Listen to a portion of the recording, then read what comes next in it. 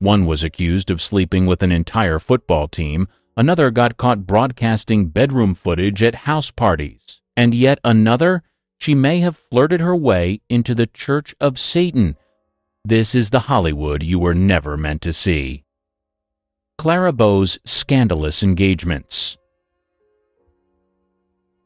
She was Hollywood's first real it girl, and by the late 1920s, she was everywhere, magazines, movies, and scandal sheets. What made her stand out wasn't just her screen presence, it was how she lived, loudly. Between 1927 and 1929, Clara racked up a string of what the press called engagements. One month, she was linked to cowboy star Rex Bell. The next, to director Victor Fleming. By year's end, Gary Cooper and Gilbert Roland were also thrown into the mix, but none of these supposed fiancés made it to the altar. For Clara, the word engaged was more like interested, for now. The most explosive scandal hit in 1928. Clara became close to her doctor, too close. His wife didn't take it lightly. She filed for divorce, accusing Clara of alienating affection and dragging her name straight into court. Newspapers went wild. Headlines painted Bow as a homewrecker. Fans were stunned, but ticket sales kept climbing. In 1931, things spiraled again. Clara's former secretary, Daisy DeVoe, tried to blackmail her. She was later arrested and charged with theft, but not before leaking private letters and rumors to the press. The wildest story claimed Clara slept with the entire USC football team. Bow called it ridiculous, and no proof ever turned up, but the damage was done. Radio hosts and columnists couldn't stop talking about her. What made Clara so vulgar in the eyes of her era wasn't anything she said, it was how she acted. She wore what she wanted, swore in interviews, and laughed off public shame. In a time when studios wanted stars to act proper, Clara rolled her eyes and lit another cigarette. She didn't follow Hollywood's rules. She didn't ask for forgiveness. And she never toned it down. That attitude made her a scandal magnet and a symbol of the flapper age. Tallulah Bankhead's provocative remarks. She didn't just break the rules, but ran them over in heels. By the early 1930s, she had carved out a reputation in Hollywood and Broadway as someone who said exactly what she wanted, no matter who was listening. In 1932, reporters asked her why she took a small role in Devil in the Deep. Her answer? Tuff. That divine Gary Cooper. That was the exact quote minus the bleep. It shocked even the most jaded gossip writers. The press tried to clean it up, but the damage or the impact was already made. Tallulah didn't care. She called herself pure as the driven slush and often described her sex life as legion. At parties, she drank hard, smoked harder, and joked about sleeping with both men and women. One reporter noted she had a voice soaked in gin and sex, and audiences loved her for it. Her marriage in 1933 to actor John Emery was short, chaotic, and mostly forgotten. When asked about it years later, Tallulah dismissed it as a minor mistake, saying she was more interested in people than partnerships. Hollywood wasn't sure what to make of her. Studios tried to market her as a glamorous leading lady, but she refused to play nice. She ignored dress codes, skipped studio publicity events, and once showed up to a dinner party with no underwear on purpose. Friends said she was wild but generous. Enemies called her vulgar and out of control. Either way, no one denied she was unforgettable. She lit up rooms with a mix of charm, wit, and just enough danger to make people nervous. When asked about the censorship rules tightening Hollywood scripts in the mid-1930s, Tallulah famously said, "I can't read that Hays Code crap. I just act the way I like, and let the bastards worry about the rest." She didn't last long in big studio films, but on stage and in gossip columns, she stayed a star. Joan Crawford's alleged stag film. Before she became a Hollywood powerhouse, she was just Lucille LeSueur, an ambitious young dancer trying to break into pictures. And according to decades of whispers, that early climb included one dirty secret MGM spent years trying to bury. The story goes like this. Around 1925, before signing with any major studio, Crawford allegedly appeared in a stag film, a silent adult reel passed around at industry parties. The title was never confirmed, but rumors claimed it involved two women and was filmed in Los Angeles. At the time, she was broke, unknown, and desperate for exposure. By 1930, Crawford's star had risen fast. She'd scored leads in Our Dancing Daughters and Untamed, and MGM saw her as the future. That's when the rumors surged. Several gossip columns hinted that one of Hollywood's biggest new stars had a past indiscretion on film. Studio chief Louis B. Mayer reportedly moved fast. According to later biographies and FBI-adjacent documents, MGM paid upwards to locate and destroy all known copies. Crawford denied everything. In interviews, she called it a smear campaign. "I was never in any film like that," she told Photoplay in 1932. People love to invent stories about girls who succeed. But that didn't stop the speculation. Her ex-husbands, Douglas Fairbanks Jr. and Francho Tone, never confirmed anything publicly, but both were asked about it during their divorces. The story lingered. By the 1950s, it became an underground Hollywood myth, repeated in whispers by industry insiders and half-confirmed in unauthorized biographies. One tabloid even claimed to have stills from the original reel, though nothing was ever proven.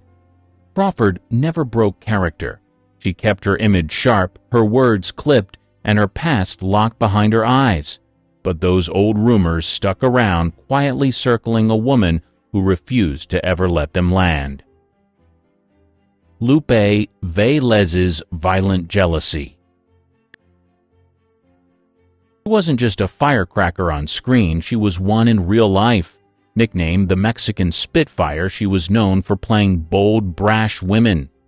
Off camera, she lived up to that image in ways that left even her friends stunned.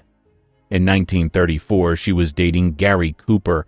Things were intense from the start. When she discovered he was secretly seeing Marlene Dietrich, she lost it.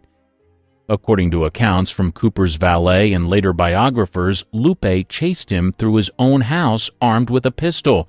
Stories say he jumped out a window to get away. She then stormed off and threatened to cut out Dietrich's eyes. Her love life stayed explosive. She had public relationships with Clark Gable, Charlie Chaplin, and Errol Flynn. But Lupe didn't try to hide anything.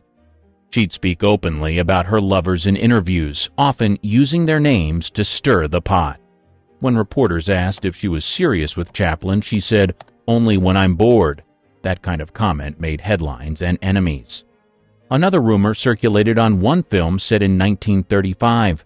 She reportedly halted production for hours after accusing a co-star of flirting with her man.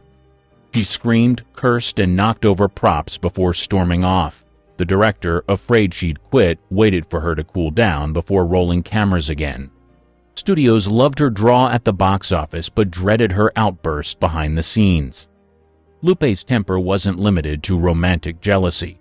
Accounts said she once slapped a columnist in public for writing that her English was too broken for radio. When asked if she regretted it, she shrugged and said, "He's lucky I didn't punch him. Too cruel to be true." The public couldn't get enough. Audiences lined up for her films, not just for her comedy, but because they knew Lupe was real.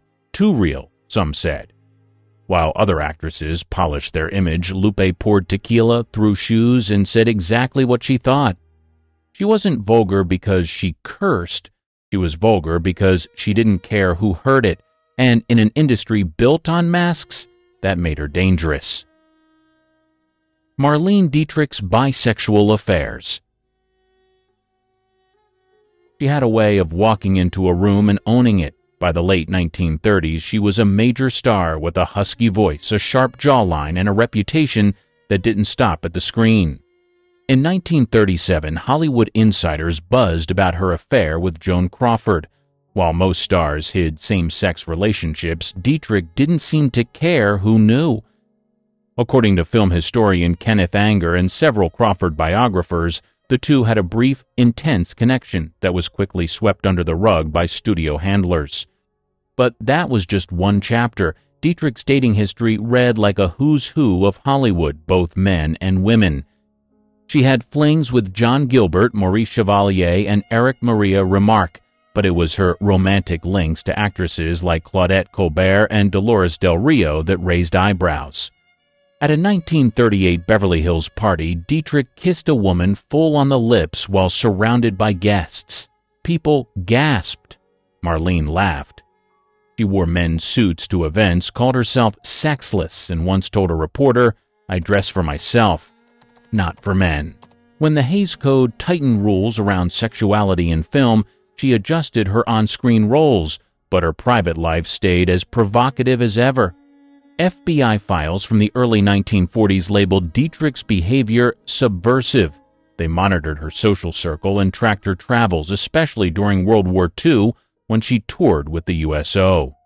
Her refusal to fit the mold of a proper leading lady made her both admired and feared.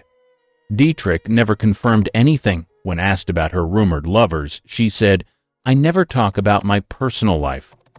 It's the only thing I have."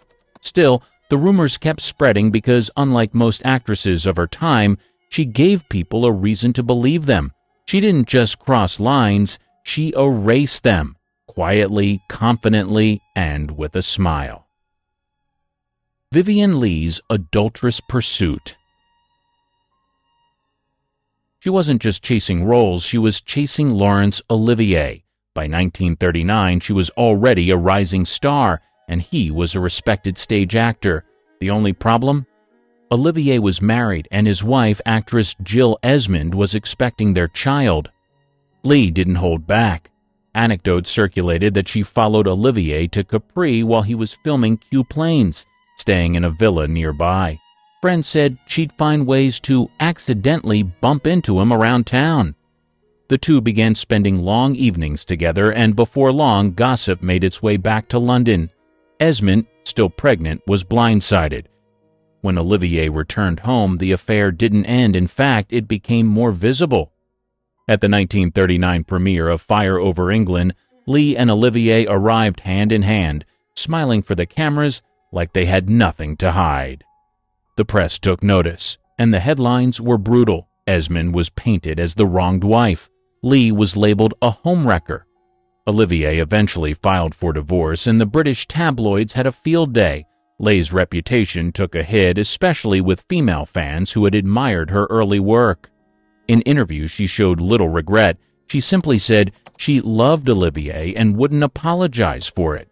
Her own marriage to actor Lee Holman was already falling apart, but it wasn't just infidelity that drew public scorn, it was the way she flaunted it. In a conservative pre-war Britain, discretion was expected. Leigh chose defiance. Even after their marriage in 1940, people didn't forget how it began. The Catholic Church in England refused to bless the union. Columnists referred to her as the Scarlet Woman, and studio executives worried the scandal would hurt her marketability in America. It didn't plate it. That same year, she was cast as Scarlett O'Hara in Gone with the Wind, a role that seemed to mirror her real-life drama. She played it perfectly and won the Oscar. But behind the scenes, the judgment never quite faded. Leigh's pursuit of Olivier had rewritten the rules of star behavior, not because of what she did, but because she didn't try to hide it. In a world obsessed with image, Vivien Leigh let everyone see the mess and still walked away with the part of a lifetime. Jayne Mansfield's Satanic Tease. She knew how to work a headline. In the mid-1960s, her film career was fading, but her talent for stirring controversy was still sharp. That's when she crossed paths with Anton LaVey, the black-cloaked founder of the Church of Satan. In 1966, Mansfield showed up at LaVey's San Francisco Black House in a pink convertible. Photos from the visit show her grinning beside LaVey's pet leopard while he stood solemnly with a shaved head and inverted cross. Reporters called it a publicity stunt. LaVey, never one to shy away from attention, claimed it was more than that. Their connection got stranger. LaVey's publicist later revealed that Mansfield would call him late at night, flirt heavily over the phone, then hang up laughing while her friends giggled in the background. She reportedly signed a membership certificate for the church, which LaVey kept framed in his home. Whether she meant it as a joke or a jab is still unclear. In private, Jane mocked LaVey's theatrics, calling him theatrical but harmless. But her link to the Satanic Church made headlines around the world. Her manager warned her to cut it off. She didn't. In 1967, things turned darker. After an argument between LaVey and Mansfield's boyfriend Sam Brody, LaVey supposedly told people he had placed a curse on Brody. Later that year, Jane and Brody died in a horrific car crash on a Louisiana highway. Jane died of head injuries. 3 of her children were in the back seat, all of whom survived. LaVey fueled the rumors after her death, claiming he had warned her to stay away from Brody. He never directly took credit, but the idea of a satanic curse followed Mansfield's legacy for years. Tabloids ran with it, blending fact with fiction, and audiences couldn't look away. Jane never clarified her connection to LaVey before her death. Whether she believed any of it or just used it to stay in the spotlight is still debated. But the image of a blonde bombshell wrapped in occult imagery was too strong to forget. Even in death, Mansfield kept people talking. That was always part of the plan. Elizabeth Taylor's Fisher affair. By 1958, she was already famous for 2 things: her movies and her love life. But the scandal that defined her came after the sudden death of her 3rd husband, producer Mike Todd. Just weeks later, she started leaning on singer Eddie Fisher for comfort. He was married to her best friend, Debbie Reynolds. The affair moved fast. Fisher began staying overnight. Paparazzi caught him leaving Taylor's house early in the morning, sparking instant tabloid frenzy. Reynolds had no idea until reporters showed her the photos. The betrayal shocked Hollywood. Public sympathy for Taylor quickly turned into outrage. When Fisher left Reynolds to be with Elizabeth, headlines exploded. Life, Time, and the New York Post all ran front-page coverage. Reynolds, heartbroken, played the victim with grace. Taylor, on the other hand, didn't bother defending herself. When asked in 1959 if she felt guilty, she told a reporter, "Debbie was never my close friend, and Eddie's boring." That quote stuck. So did the label the press gave her, homewrecker. Headlines ran wild, and church groups publicly condemned her behavior as immoral. MGM was swamped with angry letters. Some fans called for a boycott. Others canceled fan club memberships. Studios panicked. MGM had just cast Taylor in Suddenly last summer. Executives worried the scandal would tank the film. Instead, it soared. The controversy only made her more famous. Taylor and Fisher married in 1959. It didn't last. Within a few years, she left him for Richard Burton, igniting an even bigger scandal. But the Fisher affair remained a turning point. Reporters tried to trip her up, but Taylor stood firm. "I'm not a bad woman," she said. "I just love too much." Whether people believed her or not didn't seem to matter. The public couldn't stop watching. What made this scandal different was that Taylor didn't lose anything. Not roles, not status. She walked through the fire with diamonds on and came out shining. That, more than anything, is what made Hollywood call her dangerous. Diana Dore's sex parties. She was often called the British Marilyn Monroe, but she didn't just mimic the look, she went further. By the late 1950s, Dores had made a name for herself in the UK and Hollywood, not just for her roles, but for what happened behind closed doors at her home in Berkshire. In 1959, Dores and her husband, actor Dennis Hamilton, hosted parties at their mansion, Orchard Manor. To guests, they seemed like glamorous get-togethers. But many left shocked. Reports surfaced that the couple installed a hidden camera system, broadcasting live footage from upstairs bedrooms into the lounge below. Some guests were unaware they were being filmed. Attendees claimed Dores encouraged a no-rules atmosphere, public nudity, partner swapping, and open flirtation. One former friend told a British tabloid that no one left without seeing something shocking. Several guests said they were invited under normal pretenses, only to find themselves in a voyeuristic circus. When journalists caught wind, Dors didn't deny it. Instead, she brushed it off as harmless fun. In interviews, she laughed at the outrage, saying, "So what if we enjoy life a little differently?" Her nonchalant attitude made things worse. Headlines branded her the Wicked Lady. Conservative papers called her a threat to British morals. The fallout hit fast. Some producers pulled offers. Her image in America took a hit. But Dors didn't stop. Even after Hamilton's sudden death in 1959, the stories kept coming. Nothing was ever proven, but whispers followed her for years. Unlike most actresses, Dors didn't beg for redemption. She doubled down. "People can think what they like," she told the Daily Mirror. "I've never been boring."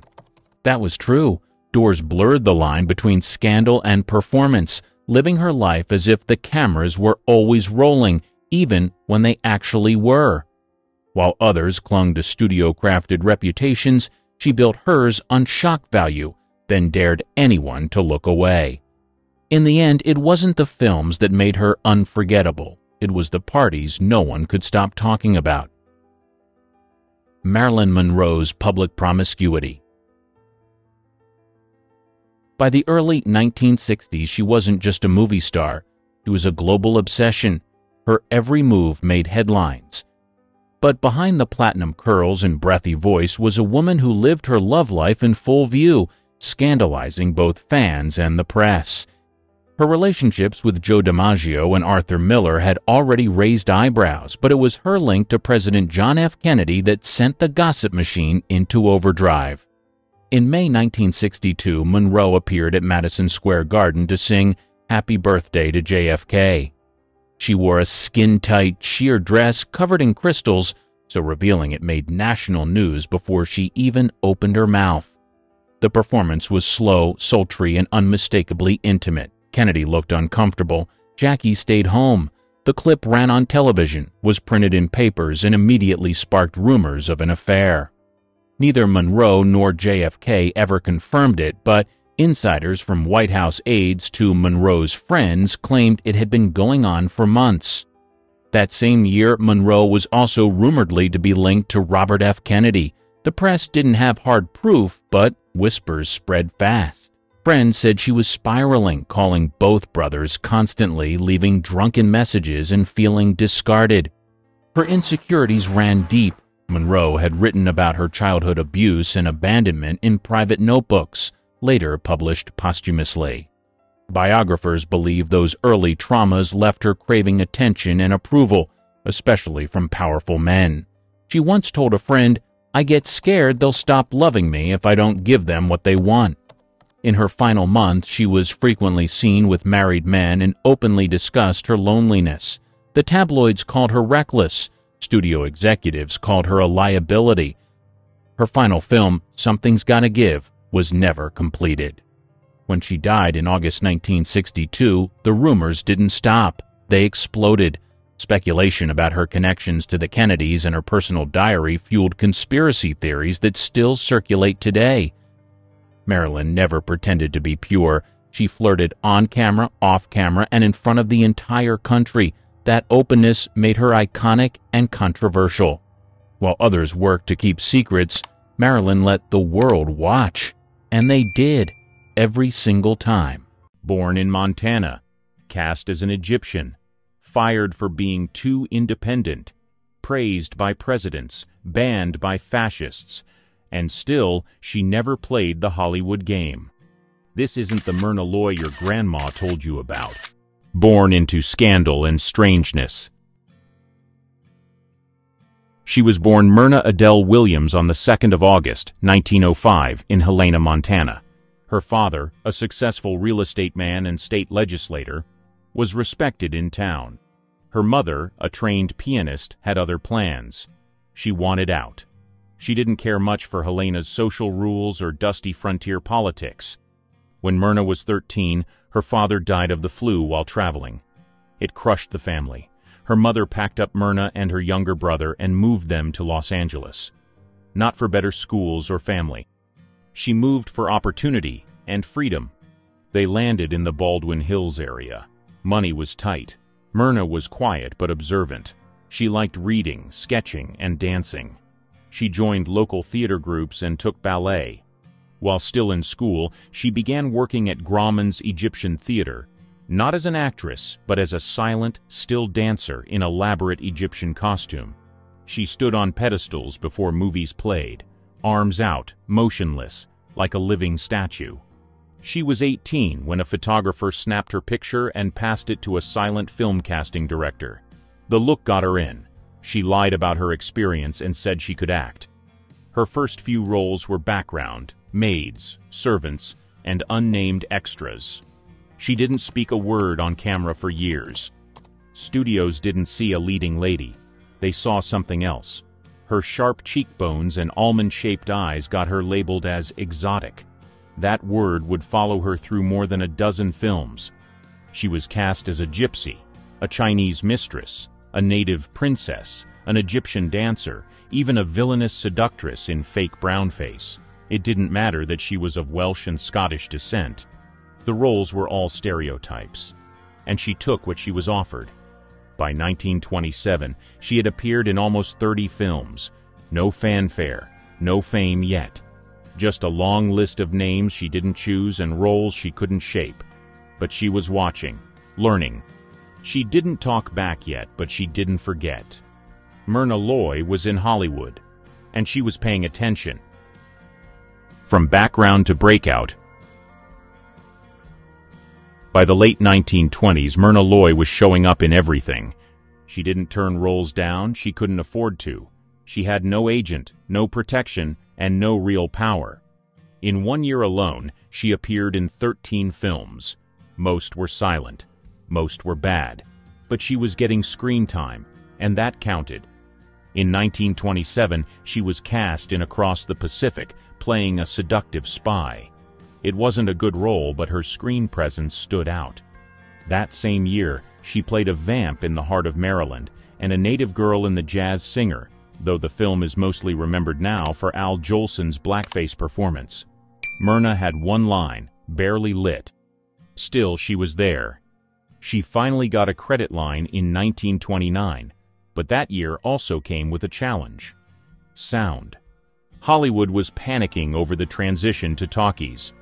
Some stars couldn't handle the mic. Myrna wasn't one of them. Her voice, calm and low, translated well. She had a smooth rhythm, a clean delivery, nothing shrill or affected. Even with that advantage, the roles stayed the same. In the 1930s The Desert Song, she played yet another veiled beauty. That same year, she appeared in The Black Watch, Cock o' the Walk, and Bride of the Regiment, still boxed in by typecasting. One critic called her a reliable foreigner. But behind the scenes, Myrna was shifting. She started making friends with script supervisors, editors, makeup artists, and anyone who could help her understand how the business worked. She learned how lighting worked, how framing changed a performance. She studied everything. Then came The Animal Kingdom in 1932. It wasn't a big hit, but she played a modern woman, sharp, stylish, and grounded. No accent, no wig, no made-up nationality. And suddenly, producers noticed. That same year, she was cast in Love Me Tonight, opposite Maurice Chevalier. She played a proper French aristocrat, not a seductress, not a threat. For once, she got to be funny, confident, and in control. The Thin Man changed everything. In 1934, everything flipped. Myrna Loy was cast as Nora Charles in The Thin Man. It wasn't a leading role at first. MGM expected the movie to center on the detective, Nick Charles. But from the first scene, Loy stole it. She played Nora with wit, timing, and absolute control. She wasn't just the detective's wife, she was his equal. She drank martinis, cracked jokes, challenged suspects, and lit up the screen without even raising her voice. She made banter look easy. She'd never done comedy like this before. Director W.S. Van Dyke took a chance on her. He was known for shooting fast and loose, sometimes wrapping scenes in one take. Loy thrived in that energy. She didn't rehearse her chemistry with co-star William Powell, it just showed up. They were instantly electric. MGM didn't expect much from The Thin Man. It was a B picture with a modest budget, but it exploded. Audiences fell hard for the married couple who flirted like teenagers and solved murders between cocktails. Critics raved. Loy became an icon overnight. By the end of 1934, she was no longer the girl who played foreigners. She was Nora Charles, and she'd finally become something rare. A woman in film who was smart, funny, and still desirable. No costumes, no seduction plots, but just sharp writing and a sharp performance. MGM rushed to lock her into more films with Powell. They made 5 Thin Man sequels over the next 13 years. Off-screen, they weren't a couple, but their on-screen dynamic was so strong that fans constantly asked if they were married in real life. Quiet battles with the studio. Success didn't make her docile. If anything, it sharpened her resolve. After The Thin Man, MGM wanted to cash in fast. But Myrna Loy wasn't going to say yes to every script they threw at her. She read them carefully. If a character lacked depth or dignity, she passed. That didn't go over well. In 1937, she turned down several roles she found offensive or boring. MGM executives, furious, suspended her without pay. Loy didn't panic. She walked out. Quietly, without a press meltdown.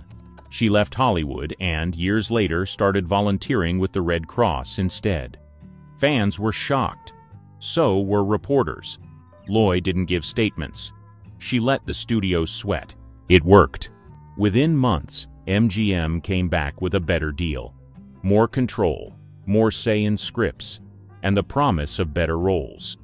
She returned on her own terms and made Parnell with Clark Gable and Double Wedding with Powell. The message was clear. She wasn't disposable. Even while under contract, she refused to be treated like property. Studios at the time practically owned their actors, controlling public appearances, interviews, even romantic relationships.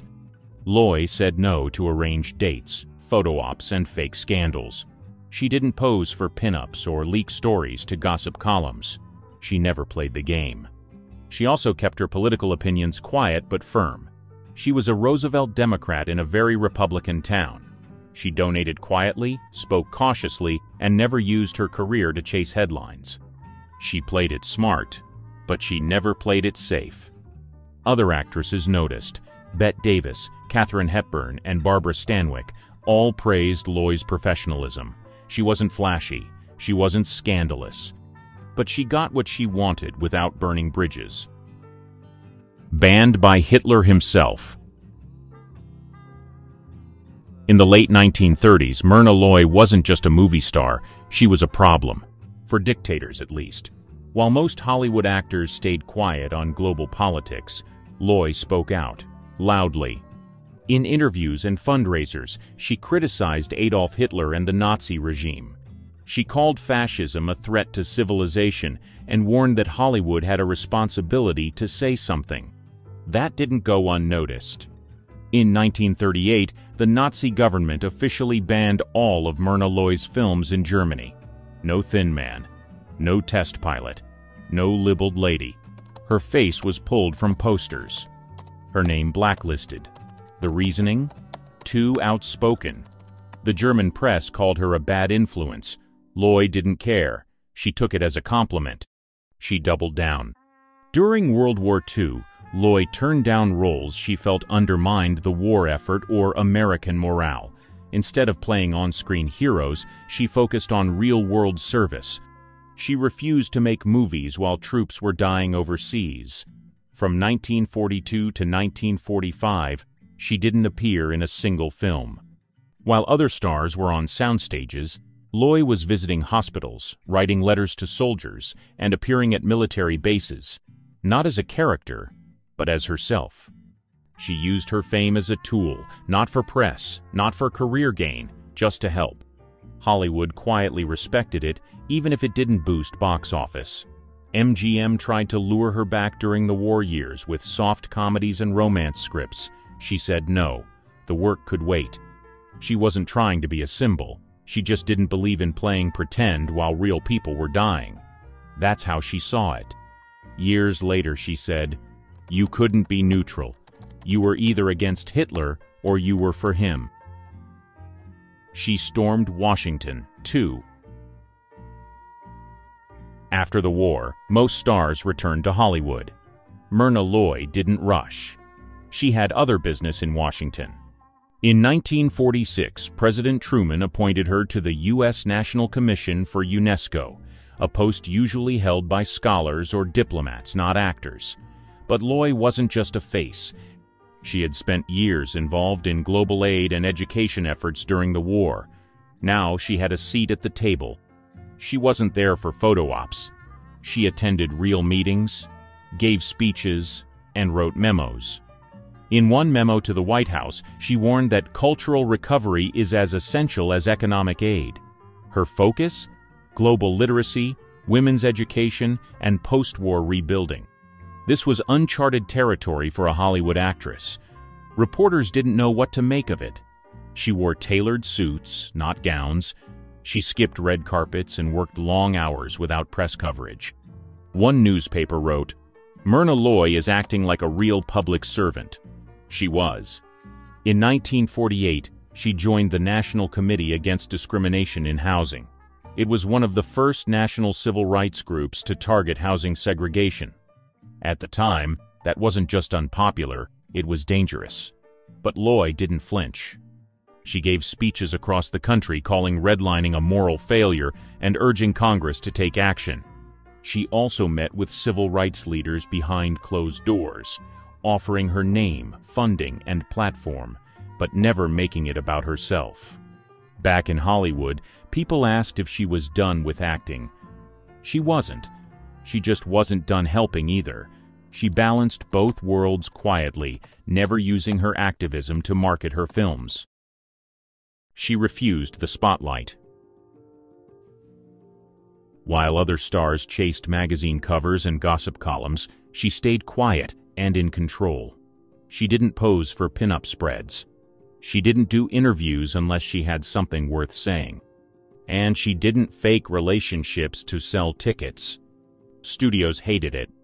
In the 1930s and 40s, studio PR teams built entire careers on public image.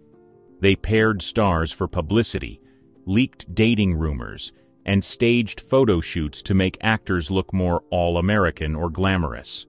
Loy refused all of it. She never appeared in a scandal. Not once. There were no leaked affairs, no drunken brawls, no feuds with co-stars. But that didn't mean she was boring. It just meant she didn't let the public in. And people wanted in. She was known for being polite but direct. She answered questions with short, sharp replies. When asked how she avoided scandal, she said, "I mind my own business and other people's when it matters." She kept her personal life almost entirely off the record. No tours of her home. No stories about her childhood pets. Her image stayed clean because she guarded it fiercely. Even when she married 4 times, she didn't let the studios use it. Each marriage ended quietly, without headlines or drama. If reporters asked, she shut it down. This only made her more intriguing. Fans projected their own fantasies onto her. They imagined her as Nora Charles, witty, playful, madly in love. But Loy never confirmed or denied anything. She let them wonder. 4 marriages, no regrets. She got married 4 times. None of them lasted. She didn't hide it. She also didn't dwell on it. Her first marriage was in 1936 to producer Arthur Hornblow Jr. On paper, they looked like a power couple. In private, it was cold. They clashed over money, Loy's career, and how much space they needed. She left after 7 years, quietly. Her second husband was John Hertz Jr., heir to the yellow cab fortune. They married in 1942. It lasted less than 2 years. He wanted a wife who stayed home. She wasn't that woman. Her third husband, screenwriter Gene Markey, came next. That one barely made it a year. She later said, "I got married too often because I liked being in love. I got divorced because I also liked being alone." Her final marriage was to a UN diplomat, Howland Sargent. It seemed more stable until it wasn't. They split after 4 years. Loy never remarried. In interviews, she didn't pretend to be heartbroken or bitter. She just didn't want to settle. She often said that men wanted Nora Charles, not her. They loved the version of her from the screen. The clever, loyal, flirtatious wife who never raised her voice and always had a comeback. But that was a character. Loy was sharper, more private, and not willing to play a role off-screen.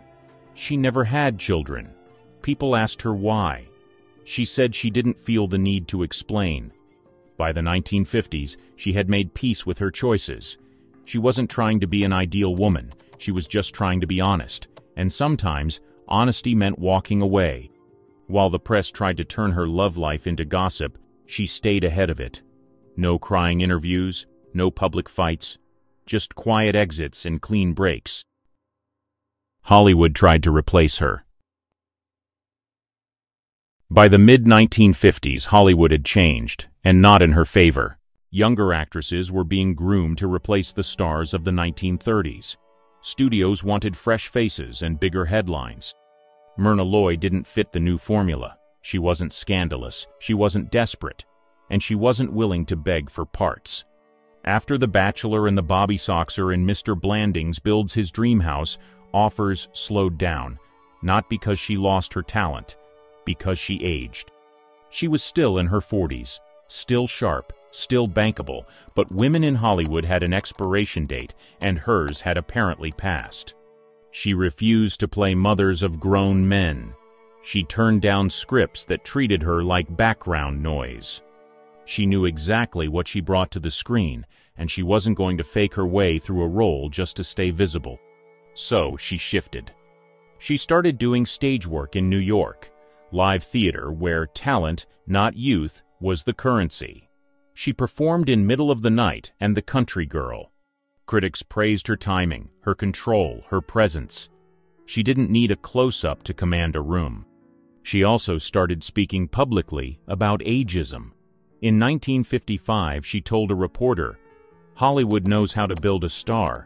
It still hasn't figured out how to keep one." She wasn't bitter. She just wasn't blind. Still, she made a few more films. In Cheaper by the Dozen and Bells on Their Toes, she played matriarchs, but not passive ones. Her characters had edge, opinion, and agency. If she had to age on screen, she'd do it with dignity. Even as her screen time faded, her influence didn't. Directors still called her the most professional woman in the business. Actresses still named her as a blueprint for how to survive Hollywood without losing yourself. She didn't chase relevance. She didn't panic. She just adjusted. Quietly, as always.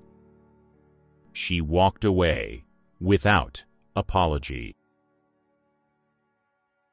By the 1960s, Myrna Loy had done what few actresses from her era could say. They retired without becoming a tabloid headline. She didn't make a big announcement. She didn't go on talk shows to explain herself.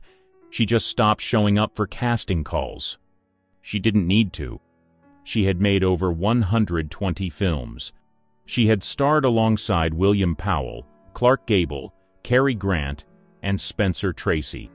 She had survived the silent era, conquered the studio system, and outlived the contracts meant to control her. She moved to New York and focused on activism, public service, and writing. She published her memoir, Being and Becoming, in 1987. It wasn't filled with Hollywood gossip. It was about identity, about what it meant to be watched, desired, ignored, and misunderstood all at once. In that book, she wrote, "I never had to play dumb. I just had to play it cool." That line summed her up better than any headline ever could. She still attended events when it mattered. She appeared at tributes, film preservation panels, and women's rights fundraisers. But she never tried to reclaim the spotlight. She didn't need to be remembered. She already was. In 1991, she received an honorary Academy Award for her lifetime of work. The crowd gave her a standing ovation. She didn't cry. She made a dry joke, thanked a few names, and walked off stage. Classic Loy. She passed away in 1993, quietly, at age 88. No scandal. No big final act. Just the end of a very long, very rare kind of career. Myrna Loy never gave Hollywood the version of her it wanted. She gave them the version she chose. She never posed half-naked, never leaked a romance, never faked a feud. She didn't have to. She built a legacy without chasing fame. She told off fascists, walked away from bad roles, outsmarted studio heads, and kept her private life exactly that, private. They called her the Queen of Hollywood. She never called herself anything. Because when you do things right, you don't have to explain. The year was 1943. A film sat locked in vaults too scandalous for theaters. At the center, a woman lying in hay rewriting what was allowed on screen. This wasn't Monroe or Gardner. It was Jane Russell, and her story only gets wilder from here. The bra that launched a legend. The Outlaw wasn't supposed to be a scandal. It was a low-budget Western by Howard Hughes, starring a newcomer named Jane Russell. But Hughes had something bigger in mind. He didn't just want a movie, he wanted shock value. Russell was only 21, with no major roles behind her. Hughes cast her as Rio McDonald, a sultry saloon girl. During filming, he became obsessed with how her figure appeared on screen. Costumes didn't give him the look he wanted, so he built his own solution, a new kind of bra. Metal rods, wiring, and padding were sewn into a custom design meant to lift her bust unnaturally high. Hughes even filed a patent for it. Jane hated it.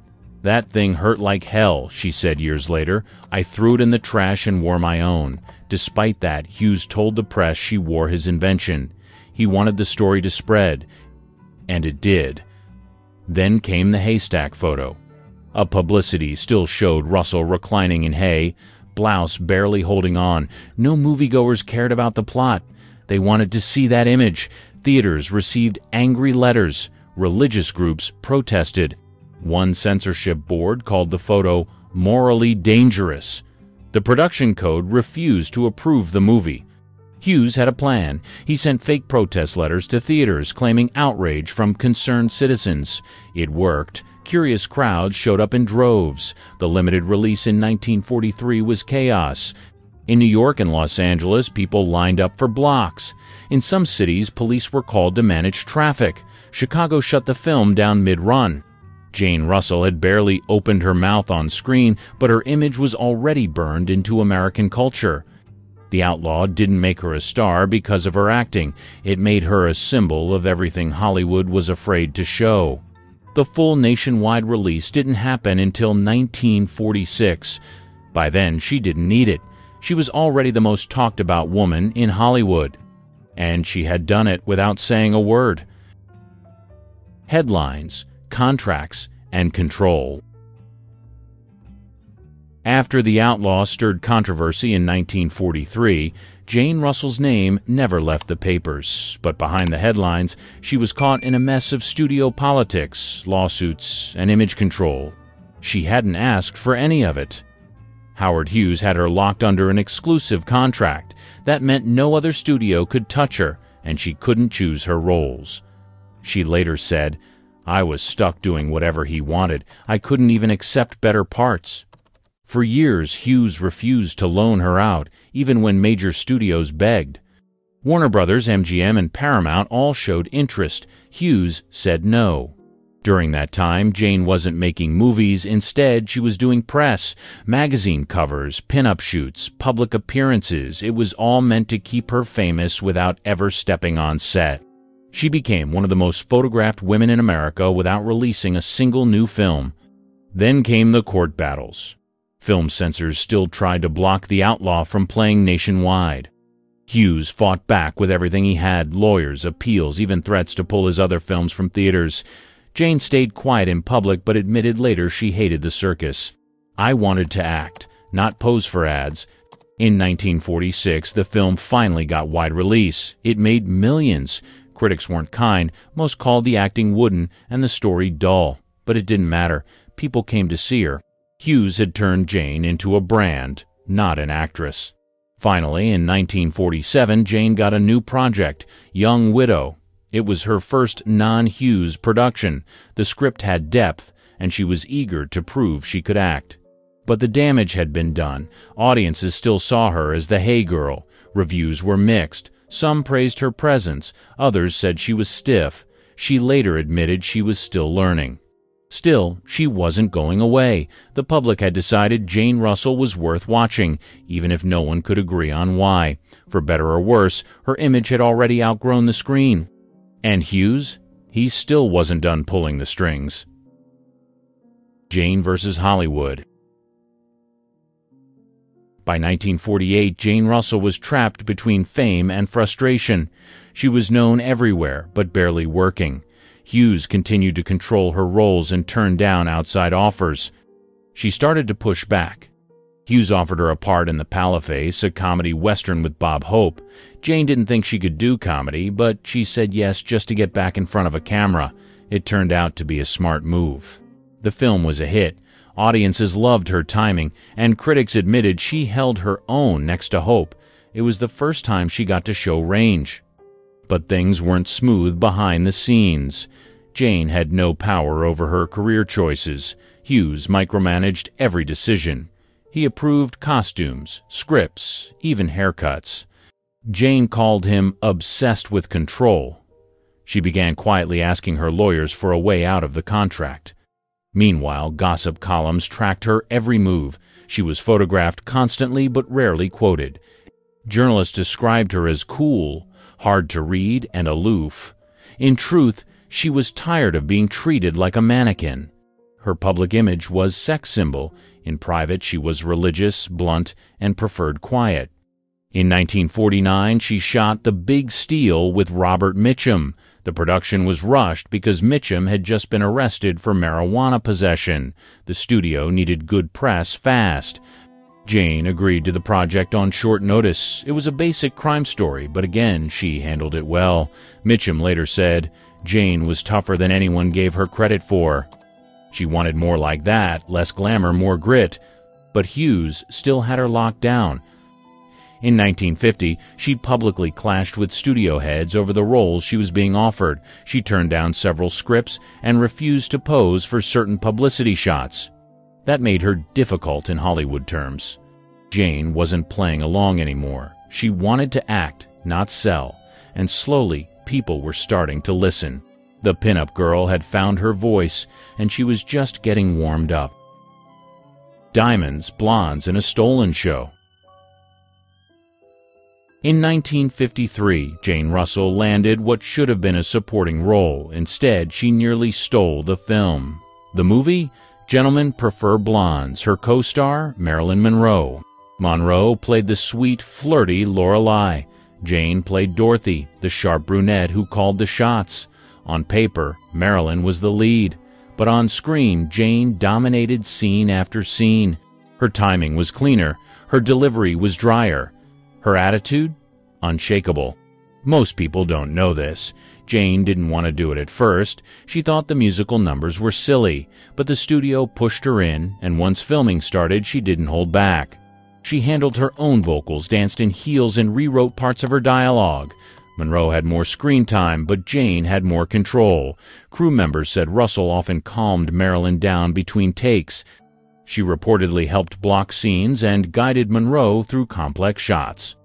Then came the premiere drama. Here's the rumor. Monroe refused to attend the Blondes premiere in Hollywood, so Jane showed up alone and played both roles on the red carpet. She even signed Monroe's name for fans. Reporters called her a total pro and said she carried the night without breaking a sweat. The movie became a global hit. Jane's performance was praised for being grounded and funny, while Marilyn got the attention for her beauty. But behind the scenes, even executives said Jane held the film together. She never bragged about it. In interviews, she gave Monroe credit and avoided drama. But those who worked on the film knew the truth. Jane was the adult in the room. She showed up on time, knew her lines, and never cracked under pressure. That role cemented her as more than a body or a photo. She could act, she could command, and she could outshine a legend without even trying. Hollywood had underestimated her again, but this time everyone saw what she could really do, and Jane didn't need hay or headlines to prove it. The Hollywood Bowl baptism.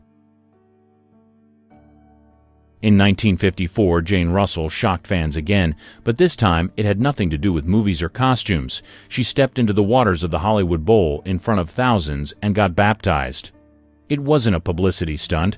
Jane had always kept her faith private. She was raised in a deeply religious home and read the Bible daily. But the tension between her image and her values was growing. After years of posing in tight gowns and playing bombshell roles, she wanted to make a statement. That statement came during a Billy Graham revival event. The massive crowd watched as Jane walked into the water and was fully submerged. It made headlines the next morning. "Movie siren gets saved," one paper wrote. Others called it a mid-career pivot, but Jane didn't care. After that, she became more vocal about her beliefs. She gave interviews criticizing the moral direction of Hollywood. She said too many films celebrated sin and called some of her past work foolish. She even started a group called WAIF, World Adoption International Fund, combining her faith and advocacy. This turn confused people. She was still doing movies and still dressing glamorously, but now she was talking about Jesus on talk shows. Some fans loved it, others tuned out. The industry didn't know how to handle her shift. She didn't back down. In public speeches, she warned young actors to stay grounded and avoid the fast track to ruin. In private, she mentored struggling performers behind the scenes. But not everyone supported her. Some Hollywood insiders mocked her open faith. She was accused of being judgmental and old-fashioned. Producers called her unpredictable. Studios didn't know if she'd promote a film or preach at the premiere. Jane didn't care. She wasn't asking for approval anymore. The woman once labeled too hot for theaters was now talking about redemption and doing it on her own terms. And while the cameras rolled on others, Jane rewrote her own script in real life. Fight with the church. After several miscarriages, she decided to adopt, but adoption in the 1950s wasn't simple, especially across borders. Her first adopted son, Tommy, came from Ireland. The process took over a year. Jane grew frustrated with red tape and church politics. She believed too many kids were stuck in orphanages while paperwork dragged on. In interviews, she called the system heartless and said it cared more about rules than children. So she took matters into her own hands. In one case, she flew overseas, met with the child's caretakers, and returned with the baby before full approval. She claimed it was legal under emergency conditions. Authorities disagreed. The press labeled it baby smuggling. Jane called it saving a life. That incident pushed her to create WAIF, the World Adoption International Fund. It helped connect orphans with families worldwide. Jane used her fame to pressure lawmakers and raise money. She testified in front of Congress and worked with embassies to change regulations. But the backlash was real. Catholic leaders in Ireland accused her of undermining church-run orphanages. One priest called her reckless and self-righteous. Jane fired back, saying the church cared more about control than compassion. Despite the criticism, she expanded her work. WAIF helped place hundreds of children in homes during its peak. Jane personally reviewed applications and even helped pay travel costs for some families. She wasn't just a spokesperson, she was hands-on. This wasn't the Hollywood work people expected from a screen siren, but Jane didn't care about expectations. She said, "If I'd waited for the world's approval, I'd still be posing in hay." Her house in California became a hub for her causes. Her kids lived outside the spotlight, and she rarely talked about them publicly. But in her later interviews, she called them her greatest work. The roles in film paid the bills.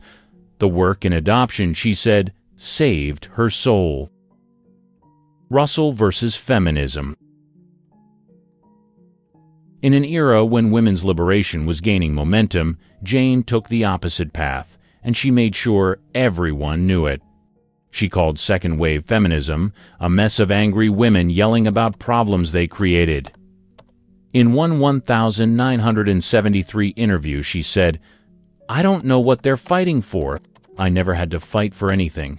That quote alone set off a storm. Talk show hosts loved booking her. She clashed with feminist guests and stood her ground, even when audiences booed. She argued that women already had power but were wasting it on resentment. "I've worked with men my whole life," she said. "I never needed to burn my bra to get respect." Her words drew backlash. Gloria Steinem's supporters called her outdated. Some women's groups urged sponsors to drop her from endorsements. But Russell didn't flinch. She said modern feminists misunderstood strength. Strength isn't about shouting. It's about knowing who you are. She also attacked Hollywood for portraying women as helpless victims or hypersexualized cliches. Ironically, critics pointed out that her early roles did exactly that. Jane didn't deny it, but said the problem wasn't the image. It was the intention behind it. By this time, she was focused on her religious activism and charity work. But her conservative takes made headlines more than her advocacy. She called Roe v. Wade a mistake and said America needed less therapy and more churches. She wasn't trying to please anyone. The feminist movement saw her as a relic. Her fans saw her as fearless. Either way, she stayed visible.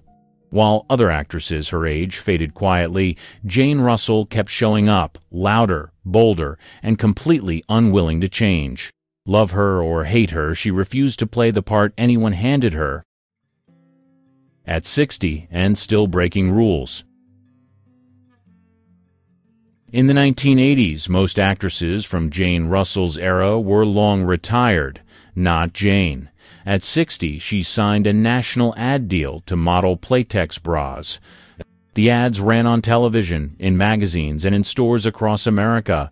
Most women her age were expected to disappear from the spotlight, but Jane showed up in full glam, pitching support bras to real women.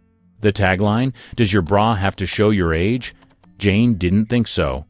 Critics rolled their eyes. She didn't care. "I wore bras before most of these ad execs were born," she joked in an interview. "I know what works."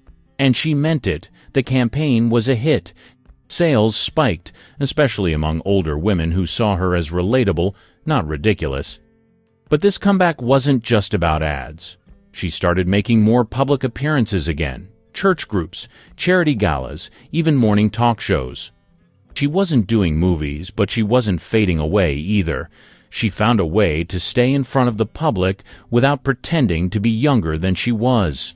And she wasn't afraid to call out ageism. When a reporter asked if she'd consider a comeback film, she replied, "Sure, if they let me play a 60-year-old woman who acts like one." She also joked that it was the first time in her life people cared about her comfort more than her figure. Back then, it was all underwire and pain. Now it's all soft cups and scents. Took long enough. The lingerie campaign made headlines, not for shock, but for surprise. No one expected Jane Russell, the once silent symbol of scandal, to become the face of grown-up confidence. She wasn't trying to seduce anymore. She was trying to relate. And that hit harder than any bombshell act ever could.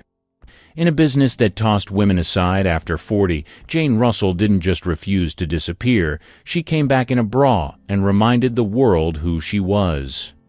And she did it with a wink, not an apology. Outspoken, unfiltered, and unbothered. While most Golden Age stars slipped into quiet retirement, Jane cranked up the volume. She gave interviews that often went viral, at least by pre-internet standards. On one local television segment, she called modern movies trash with sound effects. She criticized rising stars for acting like victims instead of women. One host tried to steer her back to polite conversation. Jane doubled down. She also leaned harder into politics. She identified as a proud conservative, supported prayer in schools, and spoke at several Republican events. She criticized Hollywood's moral decay and said most actors today were spoiled and spineless. These statements didn't win her new fans, but they kept her in the press. In 1999, she made headlines again for all the wrong reasons.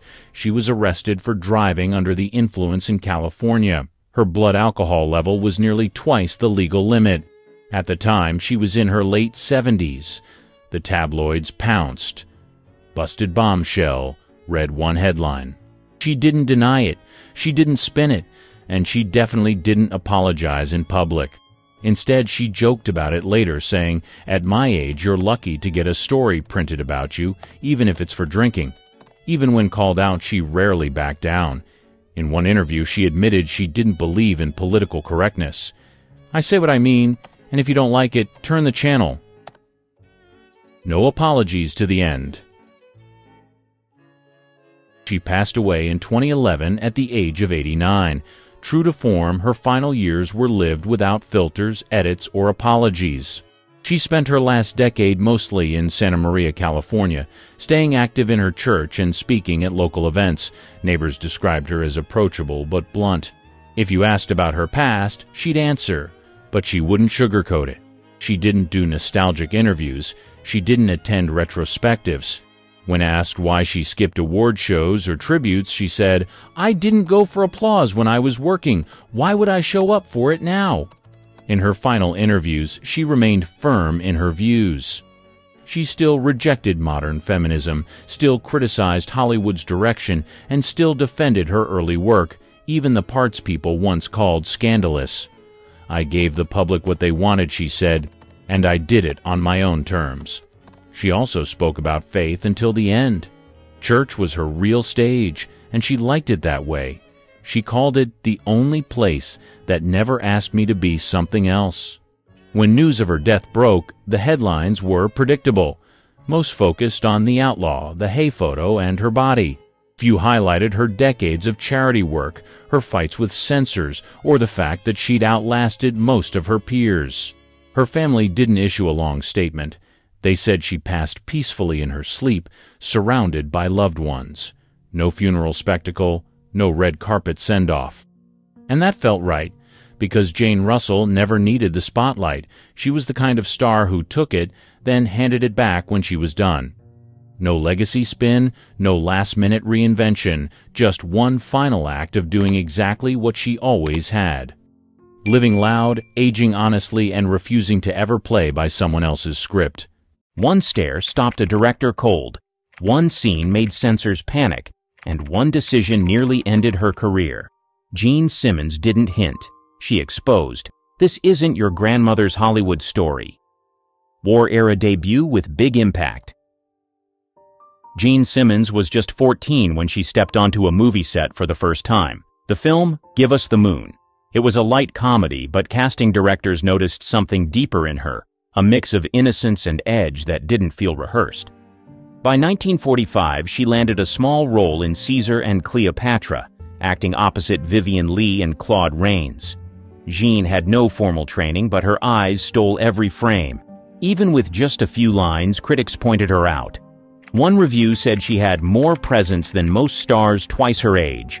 That attention didn't go unnoticed. Back in London, she was already becoming a studio favorite. Directors liked that she followed direction perfectly, but still added something of her own. No one could quite explain it. She was quiet, respectful, but then delivered a performance with a surprising heat that caught people off guard. During this time, Britain was still recovering from war. Rationing was in full swing. But Jean was getting fitted for costumes, stepping onto grand sets and showing up in magazines. For a country looking for escape, she became a symbol of post-war hope and a bit of fantasy.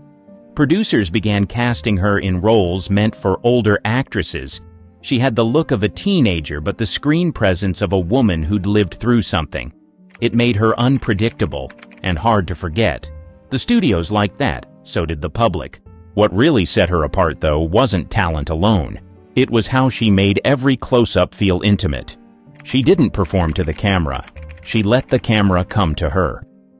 That kind of restraint, especially at 15, felt dangerous in the best way. Ophelia role that shocked all. At only 18, she was cast opposite Laurence Olivier, who also directed and starred as Hamlet. It was a bold choice. Some said she was too young, too unknown. But Olivier saw something in her others didn't. The moment the film premiered, critics couldn't stop talking. Her Ophelia was fragile but intense. The breakdown scene where she spirals into madness hit like a punch. She didn't scream or flail. She barely raised her voice, but her eyes, they told a story no one could look away from. One director on set said, "She didn't act the scene. She became it." That scene became one of the most talked about performances of the year. Some called it mesmerizing. Others said it was too much, too raw for such a young actress. The censors weren't thrilled either. They flagged her emotional scenes as too suggestive, even though she wasn't doing anything explicit. Just her face, sad, broken, and unfiltered, made people uncomfortable. Not because she did something wrong, but because she did it too well. Her performance earned her an Oscar nomination for Best Supporting Actress. It was rare for a British actress that young to get that kind of recognition in Hollywood, but Jean made it look effortless. What no one saw, though, was how tightly controlled the set was. Olivier was known to push actors hard. Simmons was often left exhausted after long takes. Some scenes took over a dozen tries just to get the right version of her breakdown. She never complained. Hamlet didn't just boost her career. It showed the world she wasn't afraid of complex roles. She didn't need flashy lines or big gestures. She used silence, stillness, and just one look. This wasn't a breakout. This was a warning. Jean Simmons didn't just belong in movies. She could change how they felt. Barefoot and bold in Himalayas.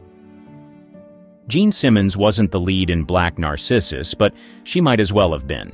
She played Kanchi, a teenage girl from the Himalayas. No lines, no backstory, just movement, emotion, and presence. And it was enough to shake audiences and critics.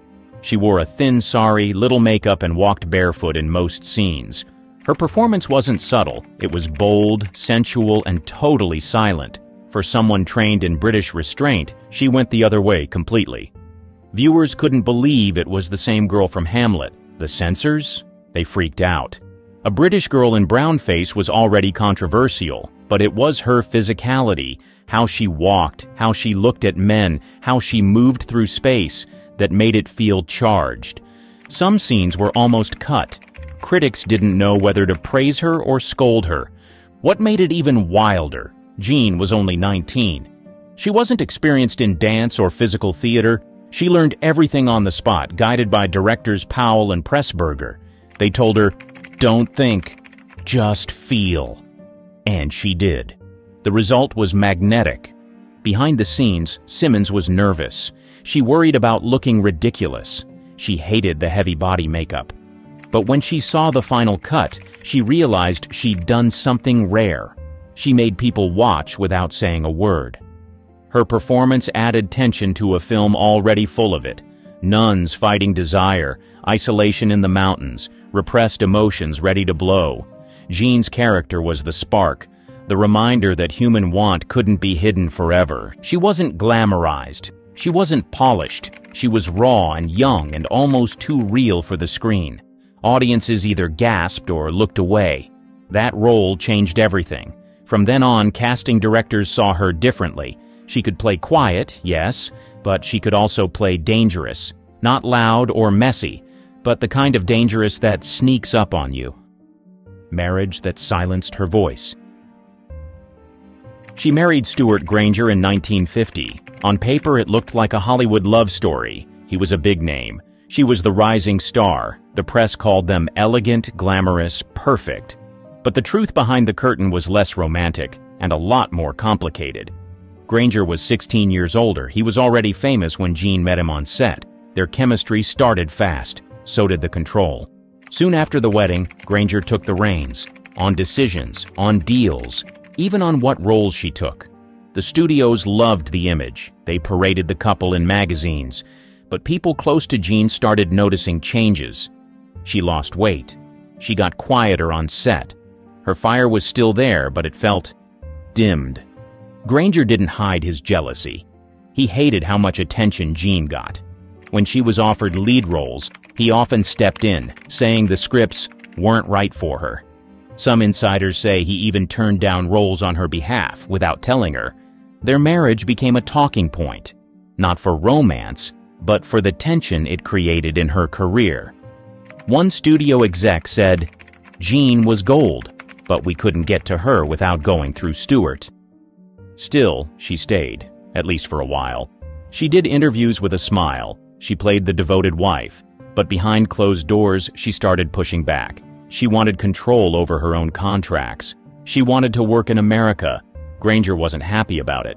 The tension spilled into work. On the set of Young Bess, she reportedly clashed with crew members over last-minute changes made by Granger, who was constantly advising from behind the scenes. By the early 50s, it was clear this marriage wasn't boosting her career, it was stalling it, and Jean knew it. The girl who once shocked the screen in silence was now fighting to speak up off it. She sued Howard Hughes. Howard Hughes didn't hear no very often, but Jean Simmons gave it to him clear, firm, and without a pause. In 1951, she was under contract with the Rank organization in the UK, but Hughes wanted her for RKO in Hollywood, so he bought her contract. At first, it looked like a career jackpot. Bigger films, bigger budget, international stardom. But there was a catch. Hughes didn't want to make her a star. He wanted to own her. He sent her lavish gifts, jewelry, perfume, clothes. She sent them right back. He offered her roles, but only in projects he controlled. Scripts were delayed, promises were broken. Jean was stuck, contractually tied to RKO but barely working. Then came the final straw. Hughes tried to force her into a long-term extension. Jean said no. He pushed harder. She pushed back and sued him. That was a career gamble very few actresses would have dared to make, especially against a man with Hughes' power and reach. The court battle was ugly. She was accused of being ungrateful, difficult, spoiled, but she didn't flinch. Her attorney argued Hughes was deliberately obstructing her career, and he was. The judge sided with Jean. The court granted her the right to make one more film under RKO, but after that, she was free. That final film would be Angel Face, more on that next. The whole ordeal made headlines. Jean had taken on one of Hollywood's biggest moguls, and won. What made it wild wasn't just that she fought back, it was how calm she stayed doing it. No public outbursts, no gossip columns, just quiet, steady defiance. After the case, other actresses started to take note. Simmons had done what they were told was impossible. She stood up to the system without destroying herself in the process. Slip dress scene that stung. Angel Face was supposed to be just another noir, but Jean Simmons turned it into something unforgettable and nearly unwatchable for the censors. Directed by Otto Preminger, the film paired her with Robert Mitchum in a twisted love story full of mind games and manipulation. From her first scene, something felt off. In a good way, she wore a silk slip and moved through the frame like she knew exactly how much control she had. It was quiet, calculated, dangerous. Preminger pushed her hard. Some days she left set in tears. One scene, where she slaps Mitchum, turned chaotic. He slapped her back. For real. Not in the script. The camera kept rolling. That take made it into the final cut. The most talked about scene was filmed in her bedroom. Jean wore a skimpy nightgown that barely passed code. Her expression? Cold, unreadable, hypnotic. Studio executives tried to reshoot it. Preminger refused. Simmons never apologized. The scene stayed. Critics weren't sure what to make of her. One said she was too still, too unreadable. Another called her performance the quietest form of violence ever filmed.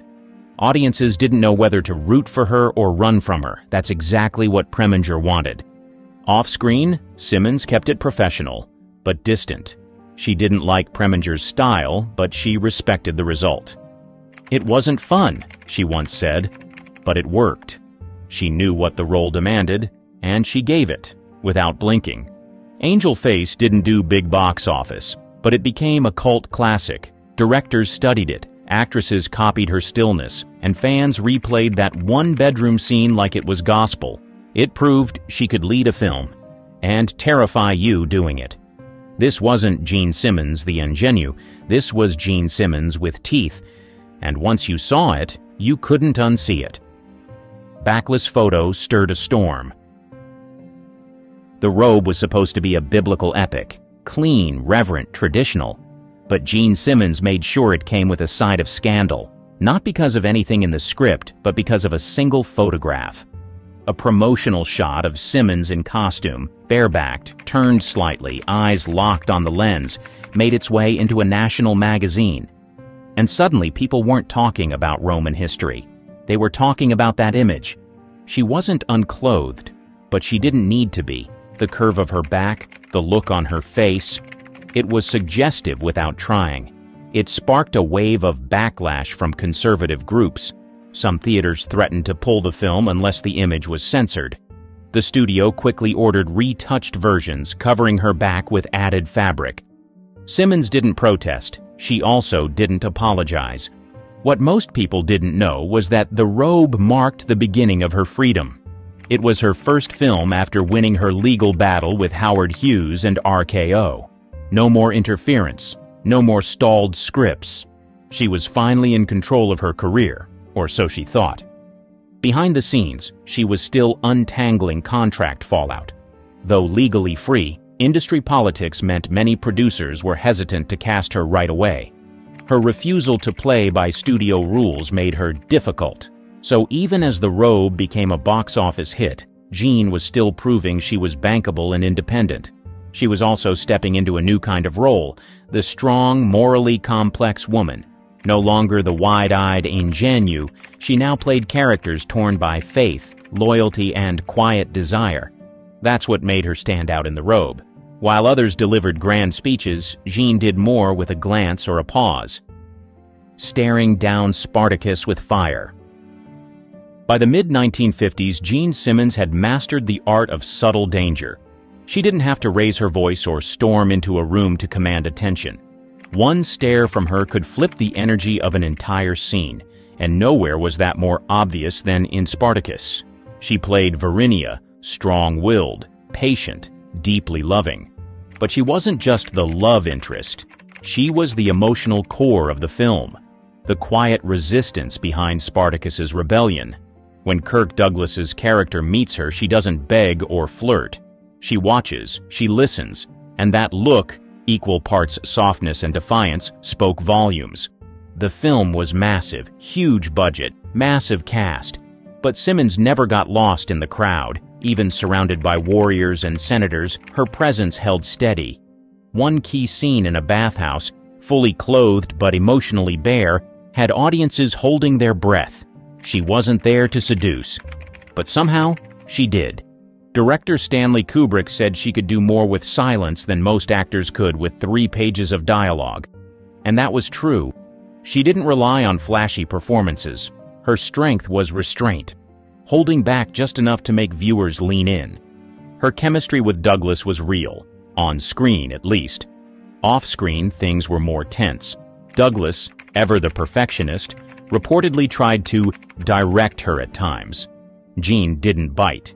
She followed Kubrick's lead and stuck to her style, one that didn't need constant rehearsal or rewrites, just space to breathe. What made Spartacus different was that it showed how far she had come. She was no longer being told how to act, dress, or behave. She chose this role, and she shaped it into something bigger than what was on the page.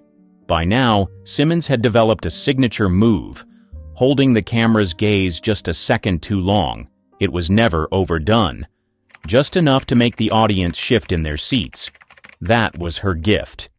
Making discomfort feel beautiful. Making modesty feel provocative.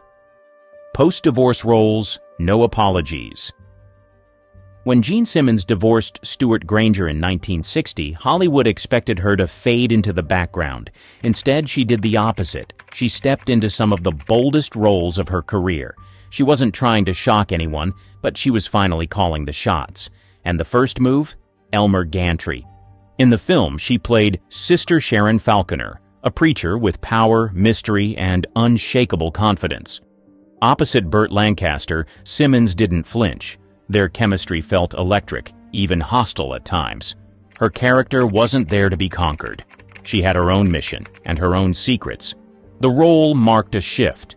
This was Jean fully in control, No studio head pulling strings, no husband weighing in, and it showed. Critics called her performance chillingly calm and quietly commanding. Audiences saw a version of Simmons they hadn't before, fierce, focused, and completely in her element. After that, the walls came down. In interviews, she started to speak more candidly. She admitted how controlled her earlier career had been. She talked about being dressed like a doll, told where to sit, when to smile. "I wasn't rebellious," she said. "I just had a brain." She also started choosing roles that mirrored her real-life complexity. In Life at the Top, she played a woman trapped in a cold marriage, giving one of her most emotionally raw performances. Critics noted how much pain she conveyed without raising her voice. Simmons had always known how to make silence speak, but now it screamed. By 1964, she had officially left her ingenue past behind. Her new characters were layered, modern, and sometimes bitter, but never weak. Whether playing women burned by love or cornered by power, Simmons always brought a sharp, grounded realism. Her personal life, she kept it quiet, no tabloid stunts, just work, and that work spoke volumes. Gene Simmons had survived the studio system, defied Hollywood men, and walked away from a toxic marriage. What came next wasn't a comeback, it was her full arrival. TV role that changed everything. In 1983, when most of her peers had faded into cameos or early retirement, Gene Simmons made a move that surprised everyone. She went to television. And not just any TV role. She signed on for The Thornbirds, a sweeping, high-stakes miniseries that would become a cultural event.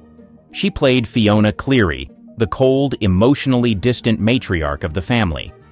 It was a huge shift from the warm, gentle characters people associated with Simmons. Fiona wasn't cruel, but she wasn't loving either.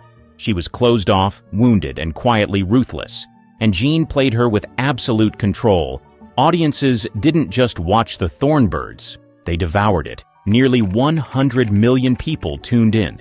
Simmons held her ground against heavy hitters like Richard Chamberlain and Barbara Stanwyck. And in some scenes, she stole the spotlight entirely. It wasn't just the lines she delivered. It was how she sat, how she paused, how she looked away at just the right second. For that performance, she won the Emmy.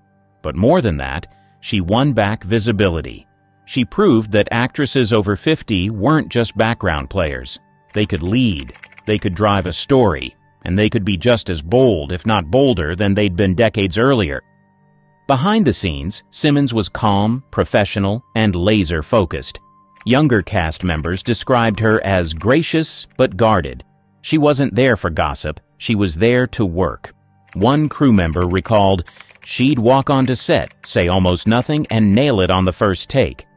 That role capped off her transformation from teenage ingenue to Hollywood rebel, from silent power to full-on matriarch.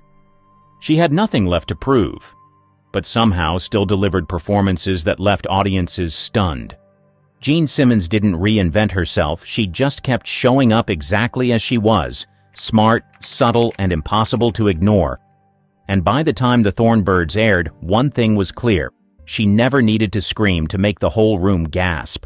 In the labyrinthine world of 1960s Paris, where the Seine whispered tales beneath its bridges and the streets hummed with a melody of the unexpected, there existed a paradox named Brigitte Bardot. To the public eye, she was the embodiment of glamour and sensuality, a cinematic siren whose mere presence on screen could alter the very pulse of a film. Yet, beneath this carefully sculpted facade lay hidden depths and shadows, a reality far more complex than the glossy images on magazine covers. Bardot's journey, often narrated in the language of beauty and allure, was punctuated by moments and decisions that painted a different picture, one obscured by the camera flashes. Her rise to fame was not just a tale of discovery and success, it was a path marked by choices that led her through a maze of experiences both illuminating and dark. In the cafes and studios of a city that prided itself on art and expression, Bardot moved like a figure from a Nouvelle Vague film, her life unfolding in a series of frames, each capturing a facet of her enigma. But what lay behind those captivating eyes that gazed from the silver screen? What stories were etched in the corners of her smile, often perceived as nothing more than a symbol of seduction? As the world adored and objectified her in equal measure, Bardot navigated the complexities of fame, love, and identity. Her relationships, scrutinized and sensationalized, were more than mere tabloid fodder. They were chapters in a narrative that delved into the heart of a woman caught in the storm of her own celebrity. Yet there was a moment, a turning point that remained shrouded in mystery, a chapter in her story that veered off the expected path. It was a decision that would lead her to retreat from the very world that had made her a star, a choice that raised more questions than it answered. In the heart of post-war France, amidst the cultural renaissance that swept through its streets and alleys, a young Brigitte Bardot stepped into the limelight, her journey to icon status beginning with the subtle yet undeniable force of a sea change. Born in 1934 in Paris, Bardot's early life was set against a backdrop of a nation in recovery, a context that shaped her path in ways both visible and unseen. Bardot's entry into the world of cinema was not a tale of mere chance, but a confluence of circumstance, talent, and an era's yearning for a new kind of star. In her youth, Bardot was trained in classical dance, a discipline that instilled in her a sense of poise and expression that would later become hallmarks of her on-screen presence. The discipline of ballet, the control and grace were the undercurrents that flowed beneath her performances. Her foray into acting came as French cinema was undergoing its own transformation. The rigid structures and conventions of the past were giving way to a new wave of creativity and realism. Bardot's natural allure and unpolished acting style resonated with this shift, making her a fitting muse for the Nouvelle Vague directors who sought to redefine French cinema. Bardot's breakout role in And God Created Woman, 1956, directed by Roger Vadim, catapulted her to international fame. In this film, her portrayal of Juliette Hardy, a free-spirited, sensual young woman, challenged the traditional notions of femininity and sexuality on screen. It was a performance that captured the spirit of the times, a reflection of a society grappling with the notions of freedom, desire, and individuality. As Bardot's star ascended, so did the public's fascination with her. She became the subject of photographers and artists, her image proliferating across magazines and galleries. Bardot was not just an actress, she was a symbol of a new era, a representation of beauty and liberation that transcended the boundaries of film. Yet, the making of this icon was a journey fraught with complexities. The very qualities that brought Bardot fame also invited scrutiny and objectification. Her personal life became a spectacle, with each relationship and escapade dissected by the media. The line between the actress and the woman began to blur, a convergence that would play a significant role in her life and career. Early career pressures. As Brigitte Bardot's star rose in the cinematic firmament of the 1950s, the pressures and challenges of her early career began to cast long shadows over her personal and professional life. Thrust into the spotlight at a young age, Bardot navigated a path fraught with expectations and demands that were often at odds with her own aspirations and well-being. In the conservative climate of 1950s France, Bardot's on-screen persona, which exuded a bold and unapologetic sensuality, was both revolutionary and contentious. Her roles challenged the traditional norms of female modesty and behavior, making her a subject of admiration and controversy.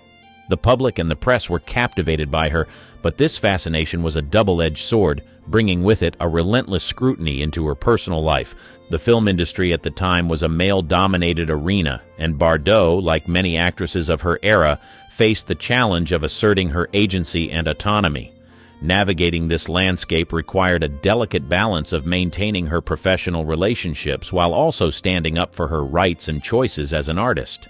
The expectations to conform to certain roles and behaviors were constant, and Bardot often found herself at odds with producers and directors who sought to shape her career according to their visions. Moreover, the rapid ascent to fame brought with it an intense pressure to maintain her image and success. Bardot was constantly under the microscope, her every move, choice, and appearance subject to public opinion and media commentary. This relentless attention, while part of the fabric of stardom, also took a toll on her personal life, leading to moments of doubt and isolation. Despite these challenges, Bardot's early career was marked by a series of performances that showcased not only her beauty but also her depth and versatility as an actress. She worked with some of the most renowned directors of the time who were drawn to her unique presence and ability to bring complex characters to life. However, the path to these successes was not without its struggles. The price of beauty. By the early 1960s, Brigitte Bardot had become an international symbol of beauty and allure. However, the cost of maintaining this image was steep, both physically and emotionally, and it played out against the backdrop of a rapidly changing film industry and societal expectations. In 1963, during the filming of Le Mépris, Contempt, directed by Jean-Luc Godard, Bardot faced significant challenges. The production set on the stunning Capri Island was fraught with tension. Godard, a director known for his demanding nature, required Bardot to embody a character that was both emotionally complex and physically exposed. The role demanded a vulnerability that Bardot had to portray amidst a challenging shooting environment, often under the scrutinizing gaze of the crew and the ever-present paparazzi. The pressure to maintain her physical appearance was relentless. Bardot, known for her distinctive blonde hair and svelte figure, was constantly under pressure to conform to the idealized standards of beauty. This expectation was not just from the industry, but also from her fans and the media, who idolized her as the epitome of feminine beauty. The effort to live up to this image involved grueling hours of makeup, hairstyling, and wardrobe fittings, often under the harsh glare of studio lights. The year 1965 marked a turning point for Bardot with the release of Viva Maria, directed by Louis Malle. The film, a light-hearted adventure set in Central America, required Bardot to perform physically demanding scenes, including stunts and dance sequences. The role showcased her versatility and physical prowess, but also added to the physical strain she was experiencing. Behind the scenes, Bardot's health began to suffer due to the relentless pace of her work and the demands of her public image. She faced bouts of exhaustion and stress, which were exacerbated by the invasive nature of the press. Her personal life, particularly her tumultuous relationship with musician Serge Gainsbourg, was a constant source of media speculation, adding to her emotional burden. The culmination of these pressures led to a series of health crises for Bardot. In 1967, she experienced a nervous breakdown, a clear sign of the toll that years in the spotlight had taken. The incident was a wake-up call, highlighting the need for a balance between her career and her well-being. Relationship turmoil. Brigitte Bardot's personal life, particularly her romantic relationships, was as tumultuous and publicized as her career. Her liaisons, often with high-profile figures, were a constant source of media fascination and speculation, adding layers of complexity to her already demanding life. One of Bardot's most significant relationships was with her first husband, French film director Roger Vadim. They married in 1952 when Bardot was just 18 and Vadim was 25. Vadim, who directed Bardot in And God Created Woman in 1956, played a pivotal role in shaping her early film career and public image. However, their marriage was fraught with challenges, including Vadim's reported infidelities and the pressures of working together in the demanding film industry. Their divorce in 1957 was a public affair, adding to the scrutiny Bardot faced from the press and her fans. Following her separation from Vadim, Bardot's personal life continued to be a subject of public intrigue. In 1959, she began a relationship with actor Jacques Charrier, whom she married the same year. Their marriage was marked by intense media attention, particularly during Bardot's pregnancy. The birth of their son, Nicolas Jacques Charrier, in 1960, was a media event, with the press invading the hospital and reporting every detail. The marriage, strained by the constant public attention and Bardot's career demands, ended in divorce in 1962. Bardot's relationship with musician Serge Gainsbourg in the late 1960s further fueled media interest. Their collaboration on the song Je t'aime, moi non plus in 1967 became a sensation, notorious for its explicit lyrics and sensuality. The song, initially recorded with Bardot, was later re-recorded with Jane Birkin, but the controversy surrounding it and Bardot's involvement with Gainsbourg kept her in the headlines. Throughout the 1960s and 1970s, Bardot's romantic life continued to be a focal point of her public persona.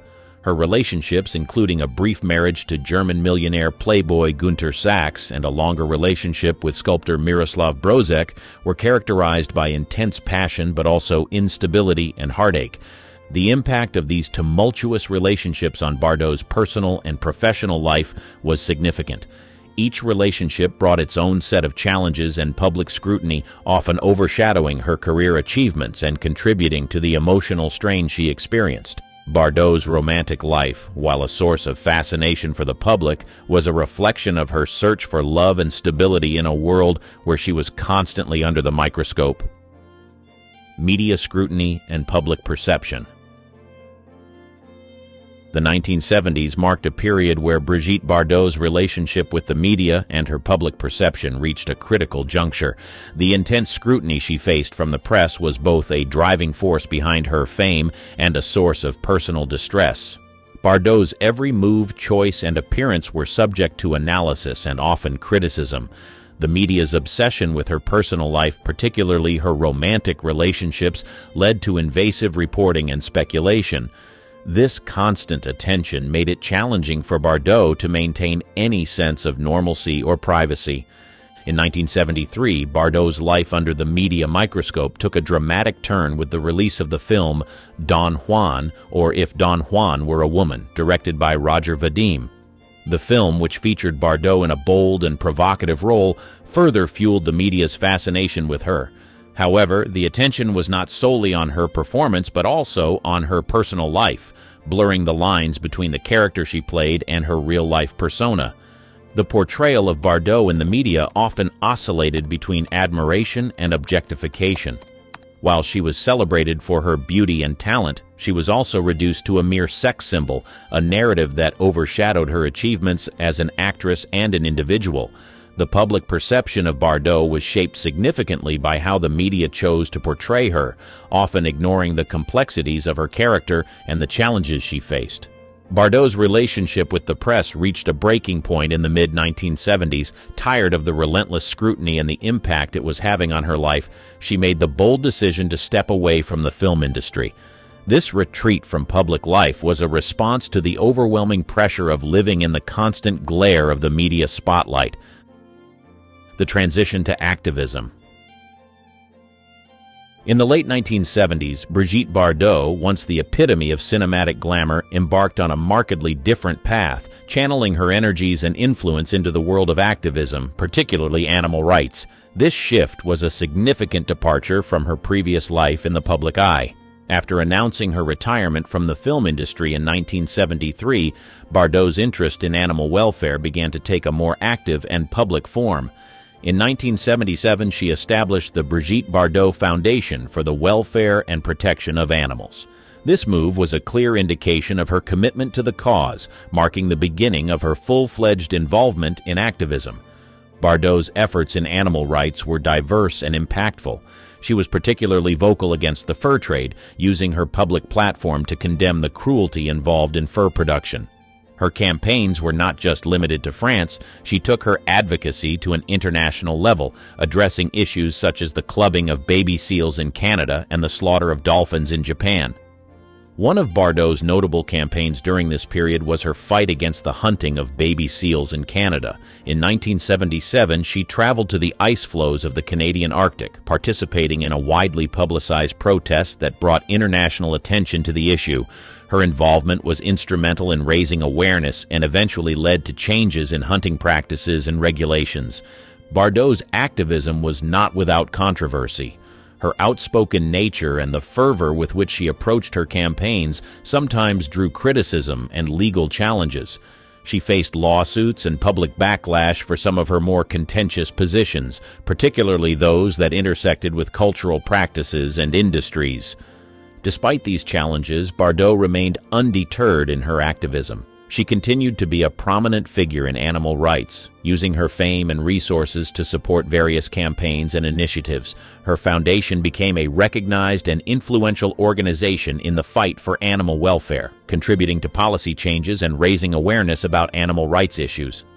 Brigitte Bardot's transition from film star to animal rights activist marked a significant shift in her life's focus. Her active and passionate involvement in the cause demonstrated a commitment to making a difference in an area she deeply cared about. Controversies and legal battles. Brigitte Bardot's foray into activism, while marked by her passionate commitment to animal rights, also led her into a series of controversies and legal battles that further thrust her into the public eye, albeit in a different context than her film career. One of the more contentious aspects of Bardot's activism was her outspoken criticism of certain cultural practices that she viewed as cruel to animals. This stance often put her at odds with various groups and led to accusations of cultural insensitivity. Her vocal opposition to practices such as bullfighting in Spain and ritual slaughter methods used in some religious traditions sparked significant debate and controversy.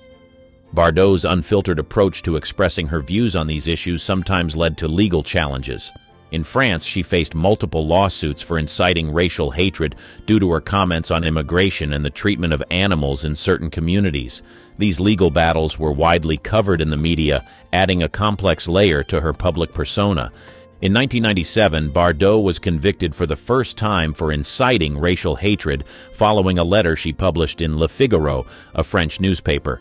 This conviction was a significant moment, as it highlighted the potential consequences of her often provocative statements.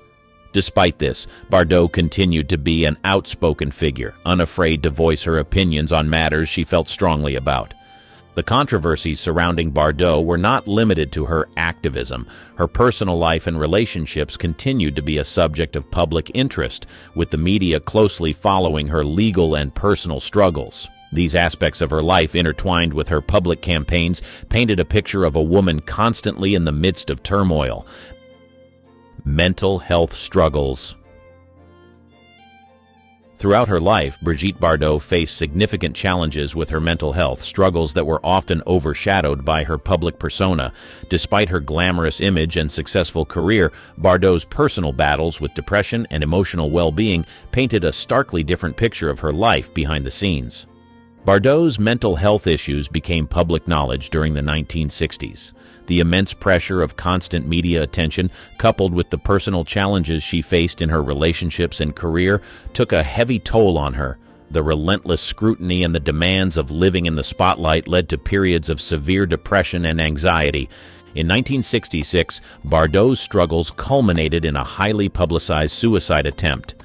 This incident was a distressing indication of the depth of her mental health issues. It brought to light the immense burden that fame and public life had placed on her, a burden that was often hidden beneath the facade of her celebrity status.